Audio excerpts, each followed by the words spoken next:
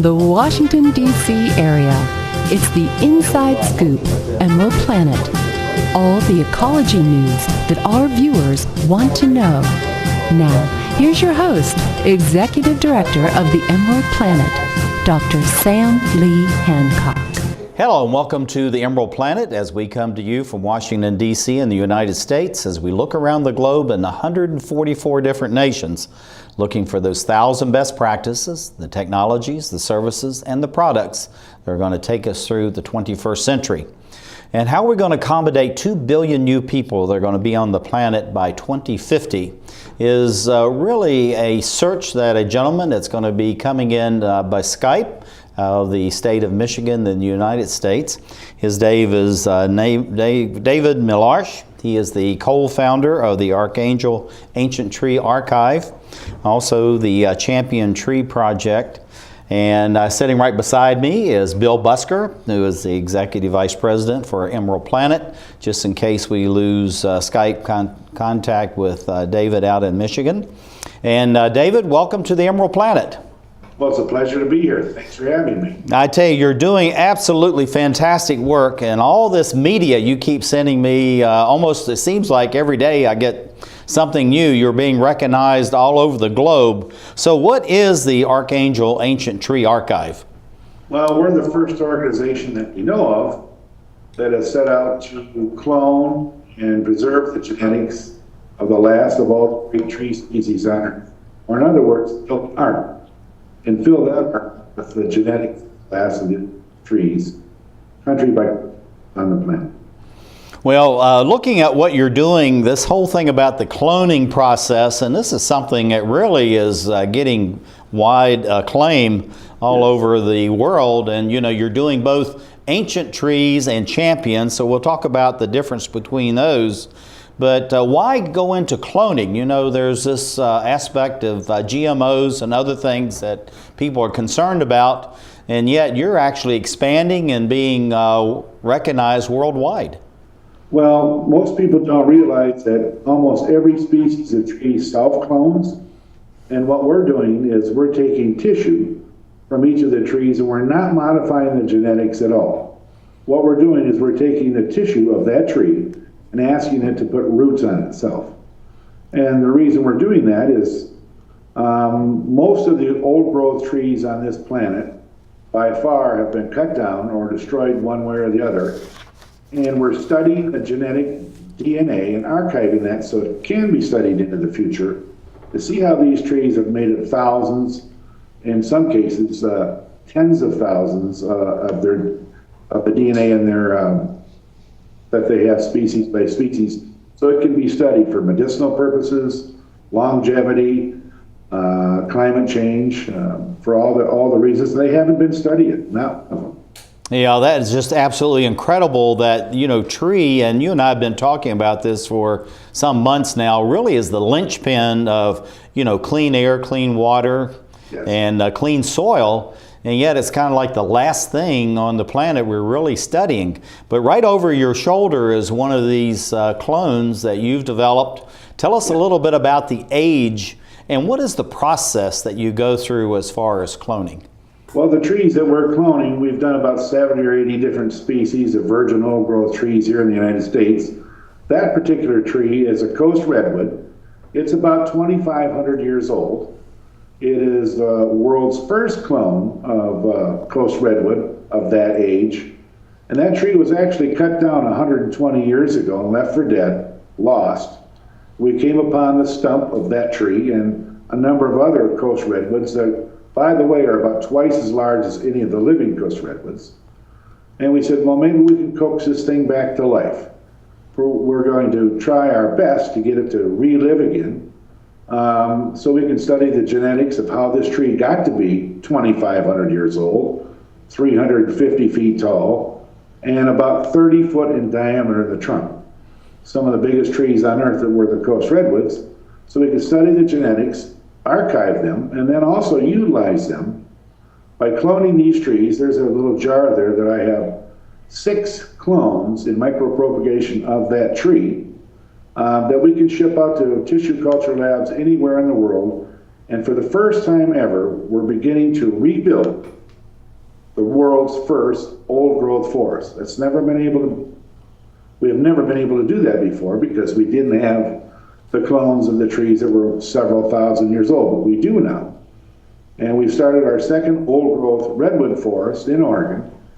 And in 2 weeks, we'll be replanting old growth redwood forest in England at Eden. But we can rebuild old growth forests species by species around the world for the first time now. Now, looking at this tray that we have here in front of us, yes. What is the uniqueness about that? When you say clone, tell us just what that really means and the uniqueness of that. Okay, well, most trees, in almost all cases except for fruit trees, are raised by seedlings.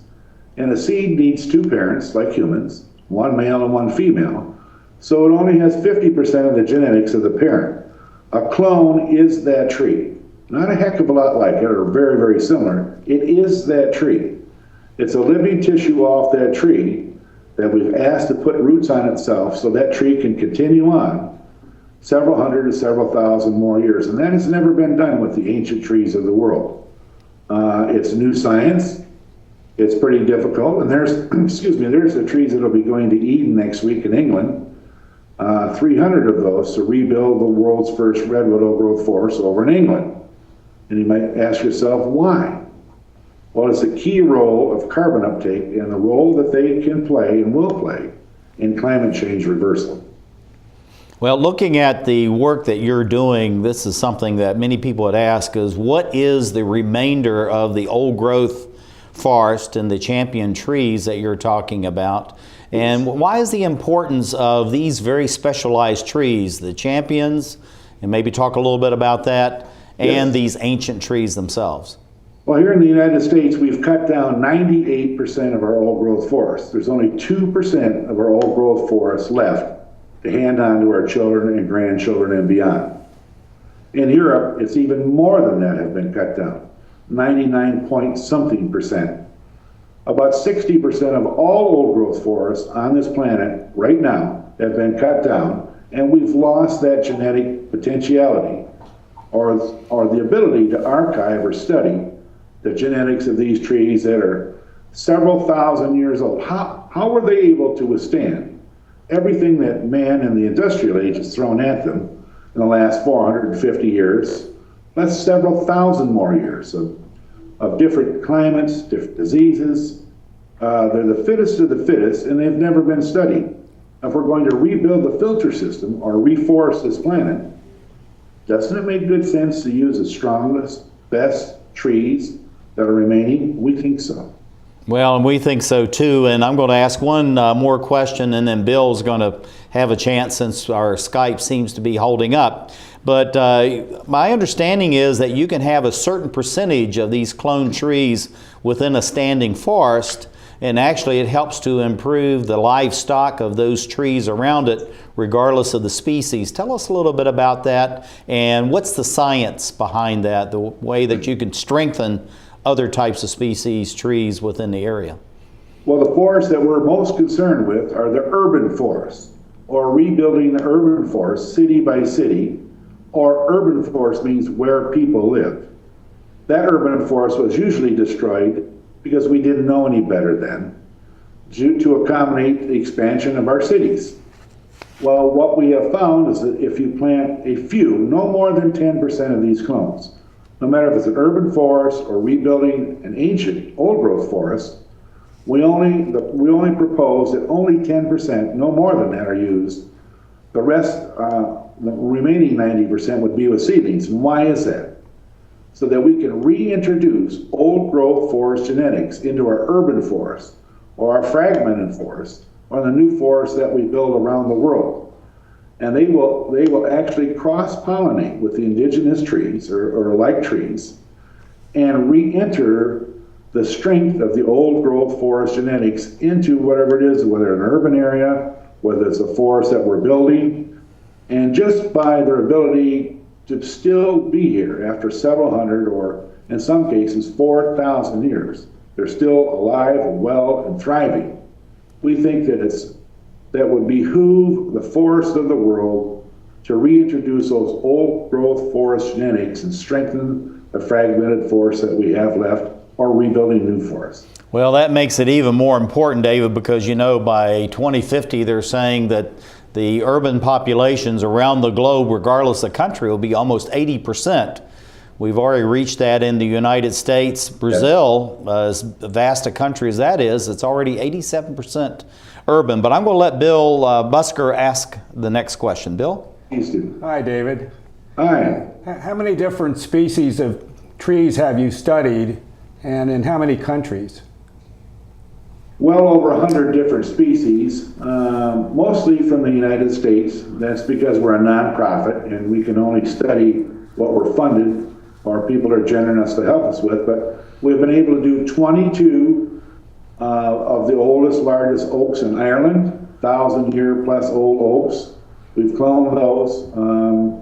We gave them last year on Earth Day to the people of Ireland to start reforesting that country.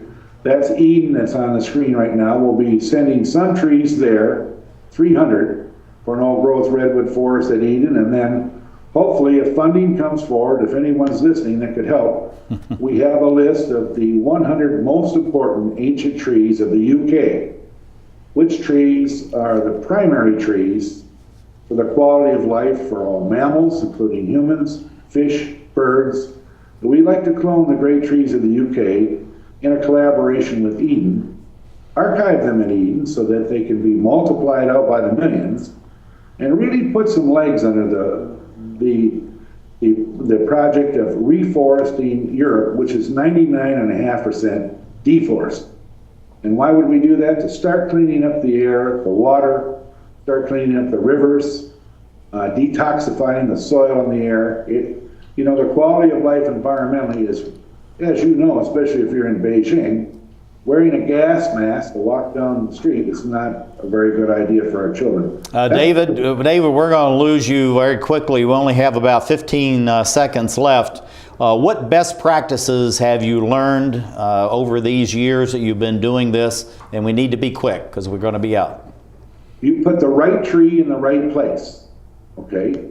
After you plant the tree, take care of it for 2 or 3 years, and take a look at native tree species, not exotics with a pretty leaf or a pretty flower. Put the workhorses back to clean the air, the water, and the detoxification that we all need.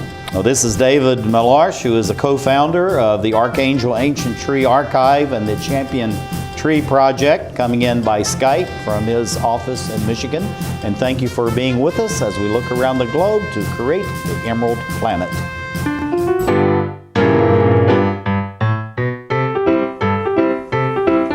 There's more than just books at the library.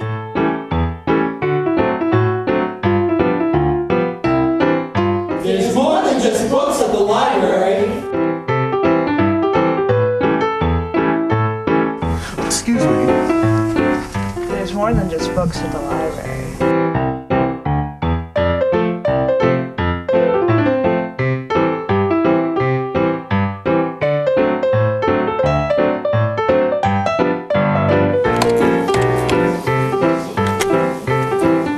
Il n'y a plus que de livres à la bibliothèque. Hello. You have a lot of great books here today. You know there's more than just books at the library. I know. There's more than just books at the library. I don't want to be hooked to a machine. I want all the medical treatment available to me. I wouldn't want my family to have to make this decision. My doctor knows what's best for me. An advance directive is your life on your terms. Talk with your family. Decide what's right for you. Then put it in writing. Documenting my wishes today means my family won't have to make heart-wrenching decisions later. To learn more, visit www.putitinwriting.org. 1,200 American youth run away from their homes every day. The National Runaway Switchboard is here to help. 1-800-RUNAWAY. If you are a runaway, thinking about running away from home, or a parent or guardian concerned about issues facing your child, call us 24 hours a day. 1-800-RUNAWAY. In times of crisis, hope is just a phone call away. 1-800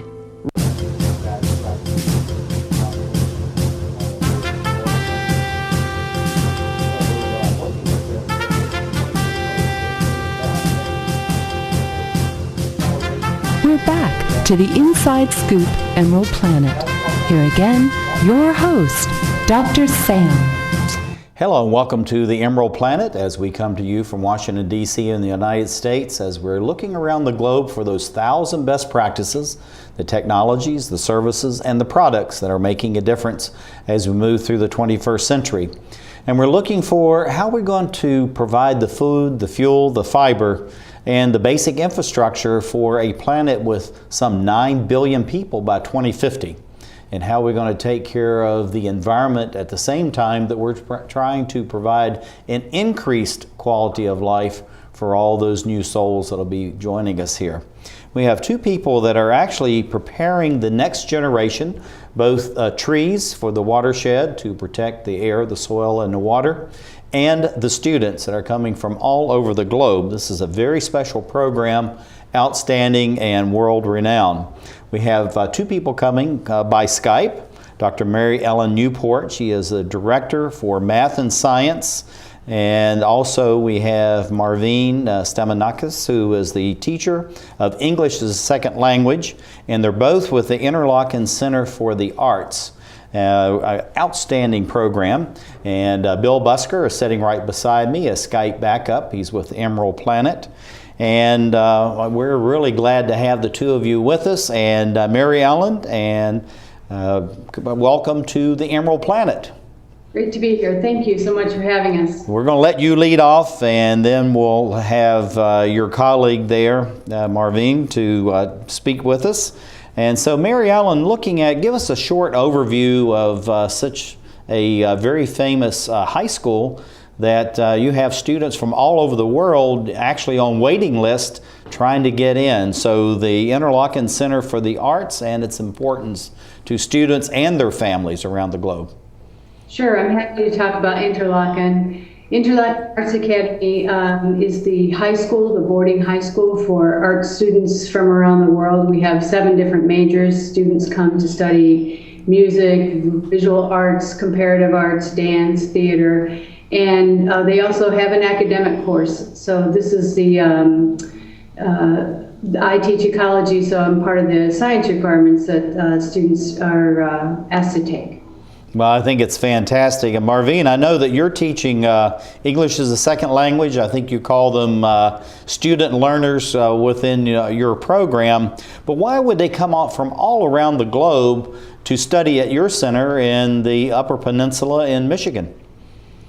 Well, my students are classical musicians, many of them, and artists, and they want to study in the United States. They want to know about the rest of the world, and they're very excited to come and study at Interlochen. Well, Mary Ellen, you have a fantastic campus there, and this is a photograph that's just really beautiful. But you're combining world-class research along with very practical hands-on work in both your science and environmental courses. So why are you combining these two together, and you're actually having students go out in the forest and actually to help replant a forest? We have a beautiful 1,200-acre campus that has streams and fields and forests. We're surrounded by national and state forests. And it's the mission of the school to integrate the arts into everything that we teach in the academic arena. And one of the things that I build student understanding connections and relatedness of all the species that we encounter out in the woods. And then we build toward a big unit on climate change. And then the punchline of all that is, okay, so there's just a lot of really concerning information. Now what are we going to do about it? And that's where David Milarch's book comes into my studies. Well, I think it's absolutely fantastic, and it seems like we're doing very well by Skype. Bill Busker of Emerald Planet is sitting right beside me in case we happen to lose you. So, Bill, why don't you ask the next question? Sure. Marvine, hello.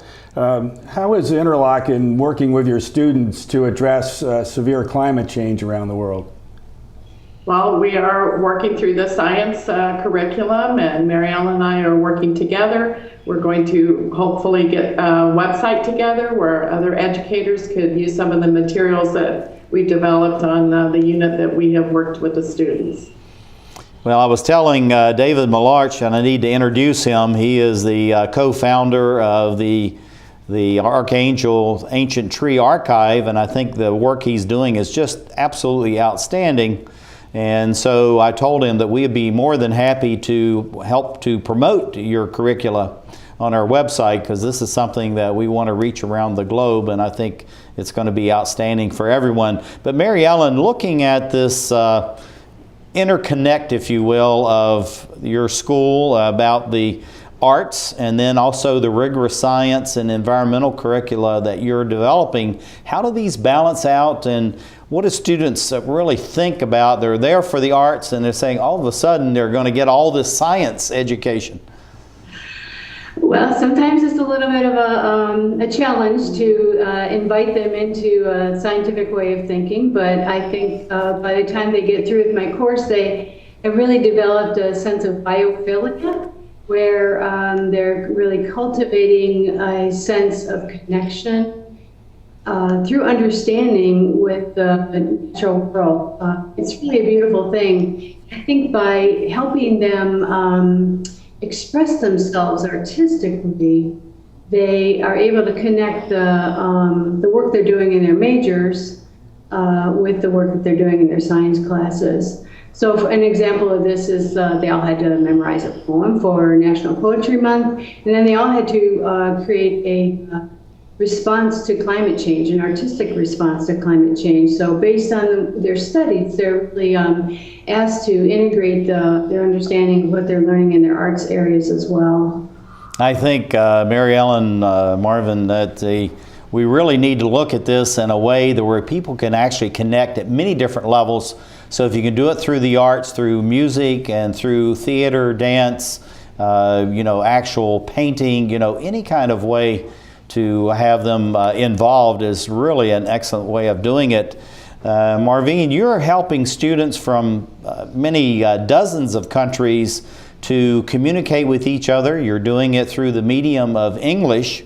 And so how do you think by having this common language and common understanding, you're really connecting them, their families back in their home countries, but also connecting them to the world to say we really need to be serious about climate change, protecting the environment, and then we can do that through very practical ways like you're doing of establishing or reestablishing the forest and also protecting the soil and water within your local community? It was very eye-opening to them. I believe they're very aware of their problems in their countries, the terrible pollution problems in China, and wearing masks in Japan. They're always very grateful to be here where our atmosphere is so clean and pure. But I think they were also energized by meeting David and seeing that one person can actually do something. I had them research trees in their own countries, and they were so proud to present and talk about trees from their part of China, of Japan, of Costa Rica, and they did even a short research paper on the trees from their country. And I think it's really empowering to them to see that they can be part of the change to make the world a cleaner and better environment. And I really believe they would like to be part of that. Mary Ellen, tell us a little bit about this book that actually has been published, available around the globe by David Milarch of the AATA. And what do you see the impact of that and the importance of it as far as your students that are coming, again, from many countries around the globe? The Man Who Planted Trees is actually the reason that I contacted David. I'm fairly new to northern Michigan, and when the book was being reviewed on NPR, and I said, oh, this guy's right down the road. I want to go meet him. I want to invite him to be my Earth Day speaker. So he was really kind and very happy to come to campus. He actually has a long relationship with campus. He even met his wife there. So he was really happy to come and speak to us on Earth Day. The book was really very powerful for our students because they have been hearing all the gloom and doom about climate change, and they really want to know, what can I do? And then to read this very powerful book, really outlining all the benefits of forests and trees, they really were pleased, delighted, and just really ecstatic to meet David. So. That's fantastic to have the man right on campus, and hopefully you'll have a field trip, if you haven't already done that, out to his facility, because that's an incredible facility he has, and I'm looking forward to getting out there myself. Marvine, looking at the medium again, back to English, I know that many times it's kind of perfunctory, where people in a sense kind of plod through, or they do a lot of grammar. But I would assume the work that you're doing and the renewal as far as the forest, the water, the natural surroundings, that you're actually incorporating the language of the environment and ecology in your lessons. Tell us a little bit about how you're actually teaching English and making it fresh and exciting for the students. Well, I basically choose things that I'm interested in myself. And I'm very passionate about living in this area where we are desperately trying to keep, our pure environment. And I think I just transmitted this interest to my students. So I teach content-based courses. I don't teach grammar, just as an exercise or a skill. I teach it as the content of what I'm working on. And I think it's a very effective way to teach language.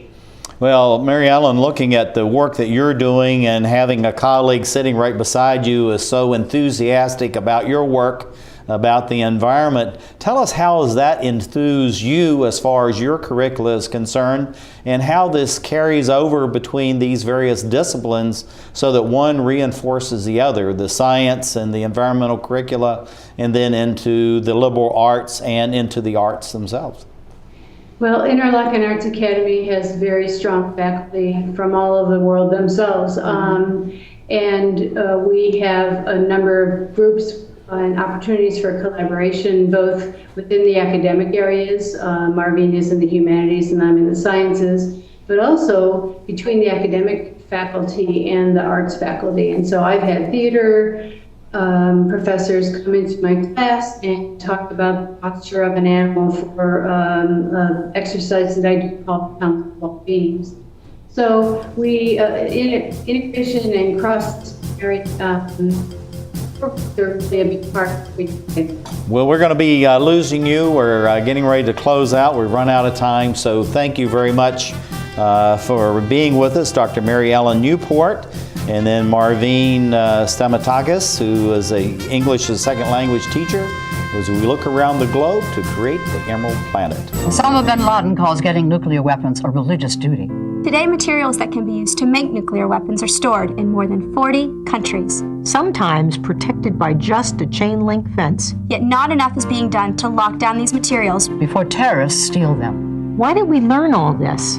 My mother. My son. My sister-in-law. Were all murdered September 11th. Help protect America. Together we can.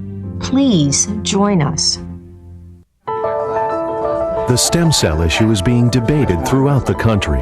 Truth is, most everyone has an opinion, even if they don't know the facts. Let's stop arguing and start really understanding the potential of stem cell research. For us and for millions of Americans living with disabilities, get the facts. Call 1-877-842-3442 for free information from the Stem Cell Research Foundation. That's 1-877-842-3442. Following the tragic events of September 11th, there have been hundreds of violent attacks against innocent Americans. Remember what that flag you're waving stands for. Remember, please stop the hate. We're stronger when we are united. Remember what that flag you're waving stands for. One nation under God. Indivisible. With liberty and justice for all. In America, there's either room for everyone or it's not America. Don't pick the wrong fight. Let's keep America land of the free. Stop the hate. Planning a home renovation? Put this at the top of your to-do list. Because after 10 years, none of you are protected against tetanus and another potentially fatal disease, diphtheria. A minor injury, such as a cut or a scrape, can put you at risk for a tetanus infection. And while safety gear offers some protection, an up-to-date vaccination called the TD Booster is the best insurance against tetanus. So get the TD Booster. If it's been 10, do it again.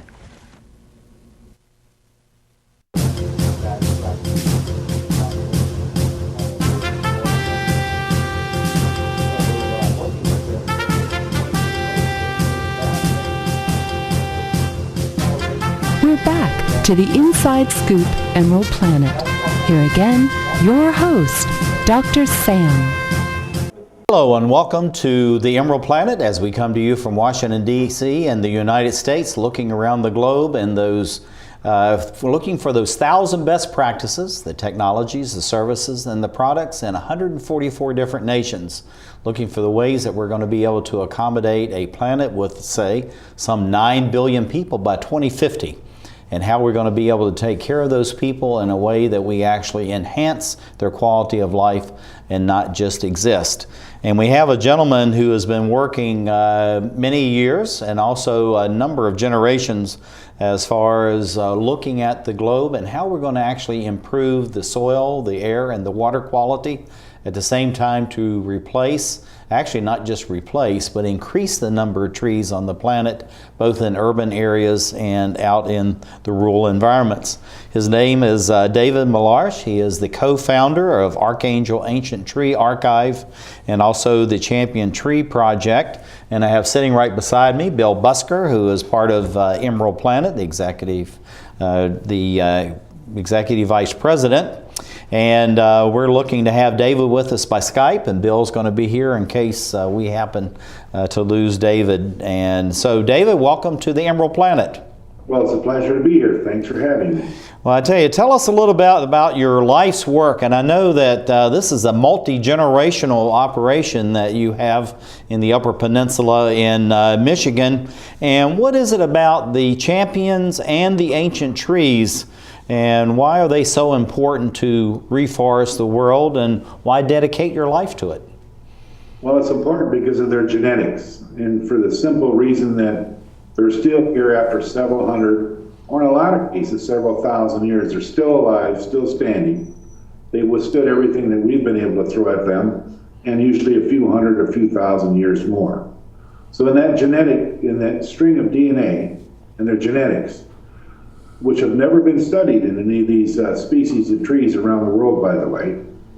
We're archiving the last of the great trees so that these genetics can be studied to figure out medicinal cures, reasons they were able to withstand the climate change, all the severity that they've gone through, and then have them available to replant and reforest this planet that we so effectively, efficiently have deforested. Here in the United States, we've cut down 98% of our old growth forest. We did that, and the tragedy is we didn't study the trees or the forest before we cut them down. Now we're saying, uh-oh, especially with climate change, maybe we should have left some of those standing. Maybe we should have studied those, and gosh, I guess they are important.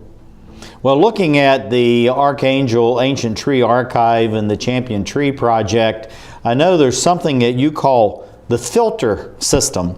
So what does it really mean by the filter system, and how does that really impact both the air and the soil quality as well as water? Well, we live on a planet that's a closed loop system. There's no way, it's all connected. And what we do here in the United States or China or Bolivia or whatever affects all of us in this closed loop system. The easiest way that I've been able to find to explain to people the importance of the skeleton of this environmental structure and these ecosystems that we live in would be the trees. Equate that as a skeleton of the body.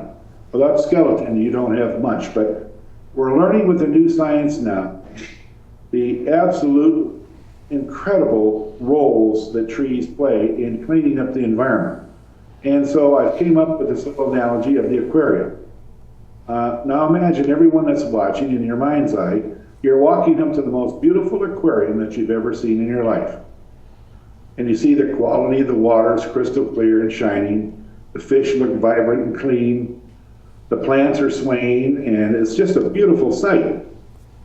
Now imagine that you didn't know this, but some fool unplugged the filter system of that beautiful aquarium. But we're all busy, we have jobs, we have children to take care of, we have a myriad of things, and you leave for a few days. If you come back in 1 week after that aquarium filter has been unplugged, what would the water quality look like? How about the fish? Would the plants still be alive?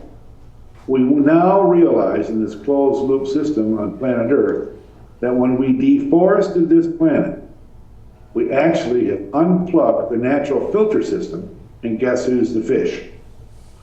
So to bring back the quality of life for all of us, all living things on Earth, we need to rebuild that natural filter system of the water, the air, the soil, the groundwater, all things we need now. And especially with climate change doing what it's beginning to do, we need to put those back, put the filter system back, to start to rebalance and go after overcoming this climate change scenario we find ourselves in. Well, looking at the slide, I want to put up some of these champion trees that you've been working on as far as cloning. Well, how do they actually, to go to your analogy of the aquarium, how do they actually operate? Because we see them here, they're in a pristine location, but how do they directly impact the quality of the air, the soil, and the water, not only in the area where these are physically located, but also on the planet itself, as you said, in this closed loop system? Well, let's take a giant sequoia by chance. That's one of the species that we've been working on. A mature giant sequoia weighs 1,000 tons. That's equal to 9 blue whales, the largest mammal on Earth. Dry weight, each tree is 40% stored carbon. So that tree in its life has breathed in and stored 400 tons of carbon out of the atmosphere. While we find the whole planet's atmosphere is saturated with way, way too high carbon levels. And that's exactly what that tree lives on. It lives on breathing in carbon and exhaling oxygen, which is important to all of us. So if you take 1,000 tons times several hundred, several thousand, or 1 million of these trees and do the math, you can see that as we rebuild the natural filter system, we not only increase by hundreds of millions of tons the oxygen content that we all need, we sequester hundreds of millions of tons of excess CO2, and in the meantime, these trees 24/7 for several hundred or several thousand years are cleaning the air, the water, the groundwater, and most importantly, the new science of the importance of the aerosols that these trees release from their needles and also from their root systems that are natural disinfectants and natural antiseptics to all living things. And these aerosols get into the jet stream and they actually help stop the spread of communicable diseases. All mammals, birds, fishes in the immediate area of an old-growth forest have the advantage of having these natural immune systems, their immune system strengthened, even the fish in the rivers and in the oceans, by these aerosols that we now know that these trees produce. So by taking them down, in Europe we've deforested 99+% of the old-growth forest. We did so without the knowledge or the education of what the role, the key critical role to the quality of life for all living things trees really play. We looked at them as a commodity. We took them down before we even studied them. We've never studied an ecosystem of forest and old-growth forest totally to know the myriad of positive effects that these forests have on all living things. So let's not play the right-wrong game or the blame game. We know that we made a huge mistake with climate change rearing its head at this time. What we need to do as a species is go back and replant and reestablish these old-growth forests, city by city, country by country, around the world, and rehook up the filter system that we all need. Well, you know, we have Bill Busker sitting right beside me in case, David, we lose you on Skype. Seems like Skype's operating very well, so I'm going to let him ask the next question. Bill? What does the term phytoremediation mean, David, and what projects is Archangel involved in that use that technique? Phytoremediation is probably one of the most critical jobs all over the planet Earth right now that we can ask any machine, any system, anything to do. And phytoremediation means it breathes in or takes up in its root systems the heavy metals, the dioxins, the toxins out of our soil and water. And when it breathes it in through its needles or through its root system, it stores those toxins, whether it be dioxins, mercuries, heavy metals, whatever it might be, and stores that and starts to break it down in its root systems and in its trunk.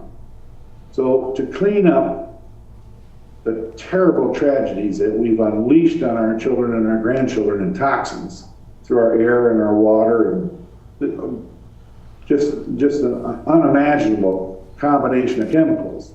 We need to put these trees back in to phytoremediate, or to breathe in or absorb those toxins, those poisons, those heavy metals, start to break them down so that they're not harmful, and to store them to get them out of the food chain and out of our water systems. That's phytoremediation. It's really critical.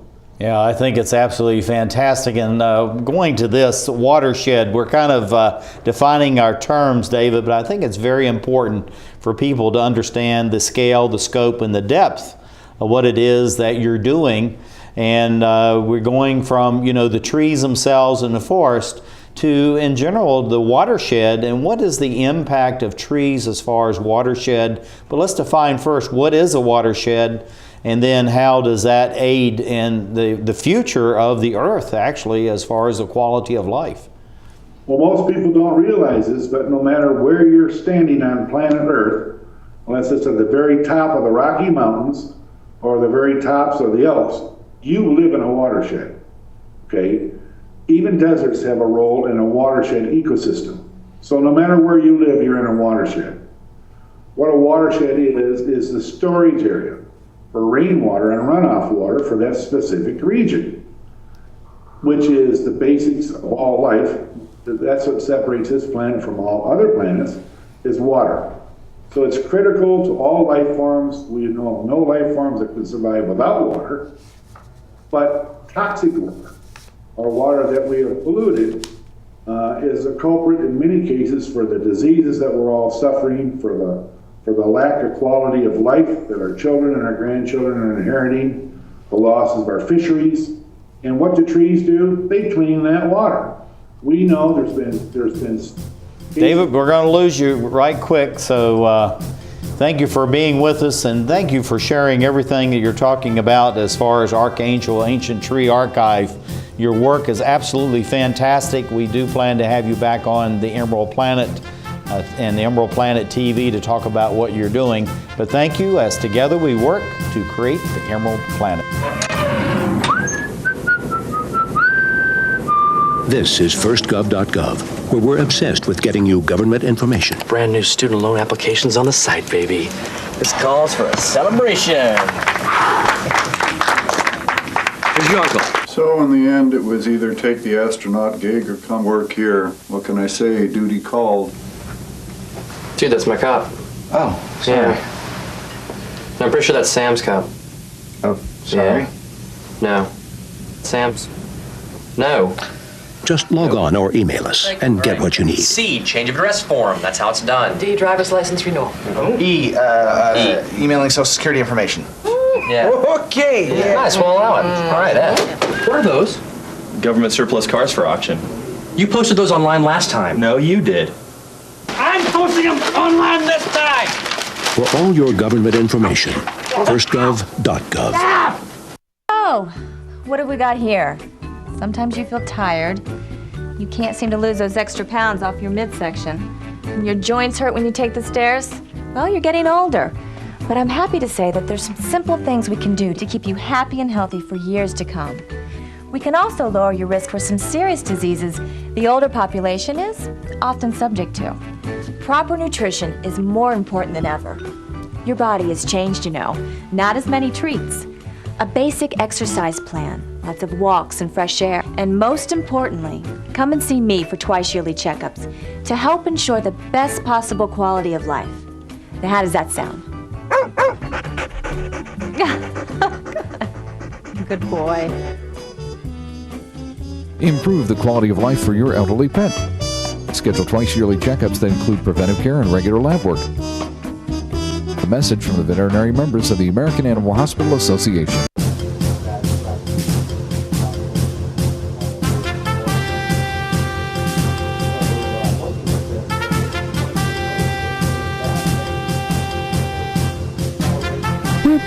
to the Inside Scoop Emerald Planet. Here again, your host, Dr. Sam. Hello, I'm Dr. Sam Hancock, the President and Executive Director of Emerald Planet and also the Director and host of Emerald Planet TV. We come to you on a weekly basis to bring you the best of the best, 1,000 best practices we're able to identify in over 144 different nations around the globe. And we're looking at how we're going to take care of a planet that should have about 9 billion people. Yes, 9 billion people projected by 2050. And that same population will be over 80% urban. Many people don't realize that the United States has already reached 80% urbanization. And even a country as large and as diverse as the country of Brazil, almost 87% of the people live in urban areas.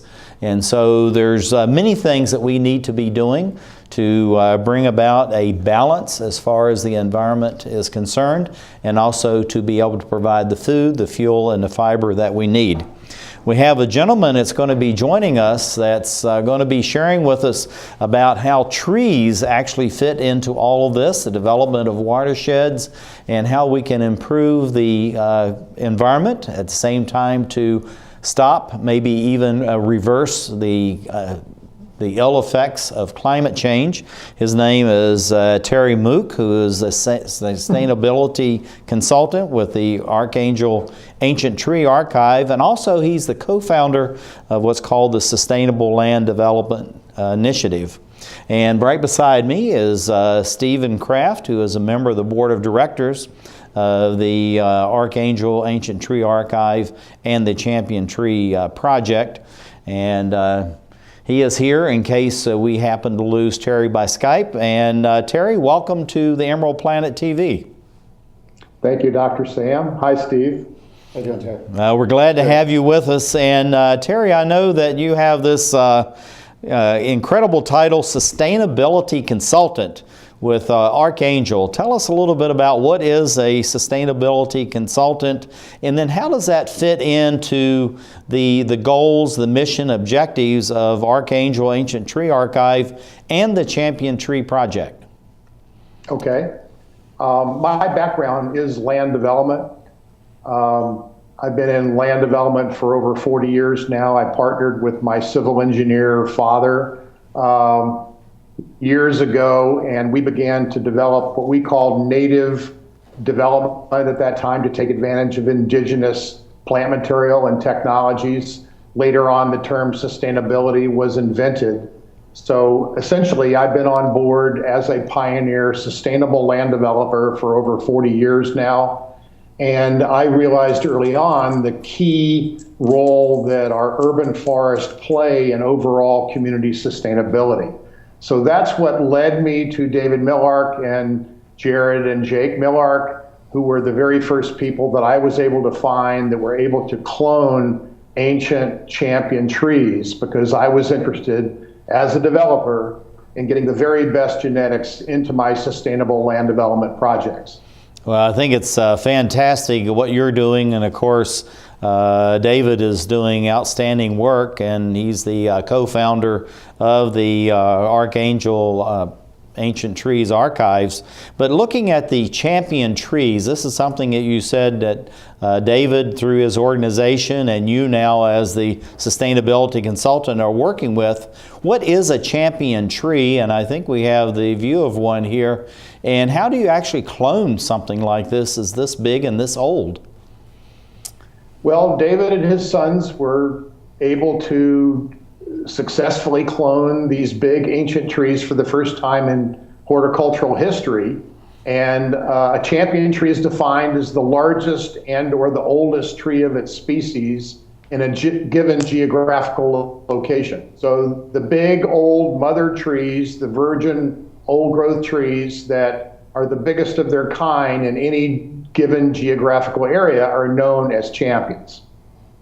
Well, looking at your organization, which is a nonprofit, what do you see as the role, the long-term role, as far as this work, as far as cloning these trees and spreading them around the globe and addressing severe climate change? Well, I think is yet to be seen exactly how the future is going to take shape. But we obviously believe that Archangel Ancient Tree Archive has a very important mission here to not only find, clone these trees, but to archive them in genetic living libraries around the world.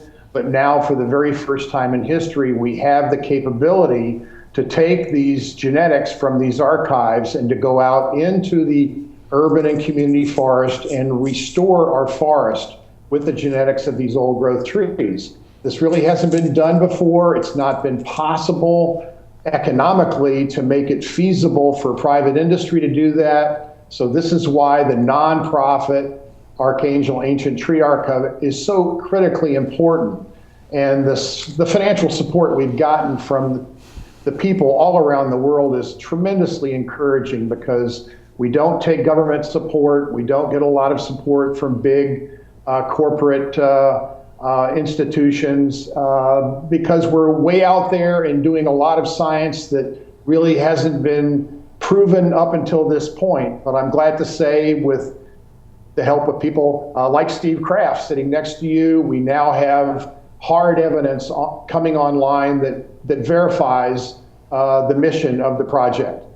Well, I'm going to ask Steve a question, since he's sitting right beside us, so he can't escape.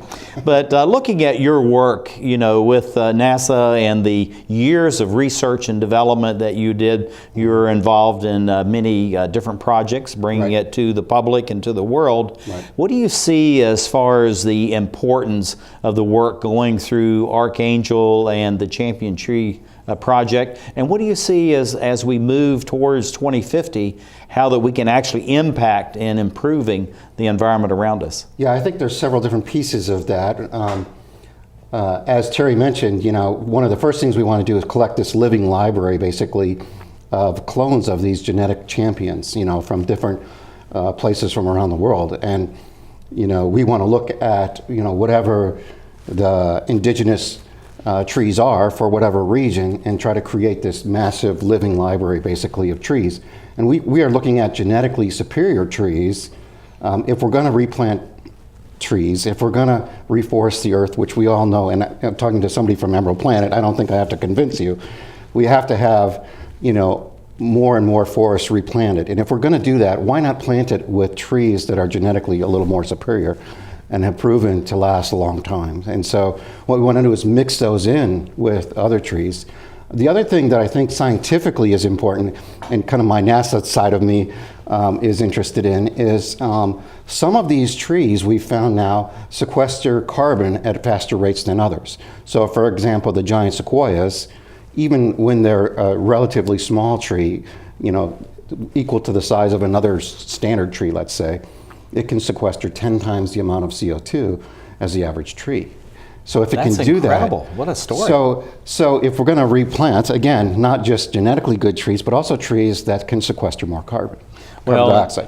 And that goes back to what Dave was saying, is that you can take these special trees, these champion trees, plant them in with any other species, as long as it's not over 10%, it actually increases the stock and the longevity and the strength of those trees. And Terry, looking at your work, what did you see as far as in your development area with your other hat, as far as having the clones from these champion trees? What types of improvements did you see around you through using these types of clones? Well, it's still too early to see a lot of differences from the physical trees themselves, since we've only been doing this a short period of time, but I can already tell you that there's a dramatic increase in public interest in the projects where we're planting champions. And as you well know, a big part of the reason why the Champion Tree Project and now Archangel is important is to actually increase the public interest in the subject matter. Best practices are very interesting, Dr. Sam, for you and I and Steve and other people who are technically inclined. But to get the message to the general public, we need a little more excitement. And people are really excited about champion trees. Everybody in every culture around the world has some trees near to them that are dear to them and very important to their culture, because they're the biggest oldest trees. So this is a hook to get the public interested in the best practices that are necessary that go into building a sustainable urban forest.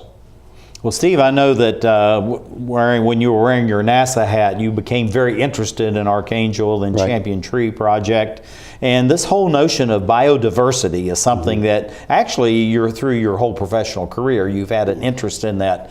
What does really the term biodiversity mean, and how do we need to enhance that as we move towards 2050, as in many forests are really monocultures? Yes, exactly. I think,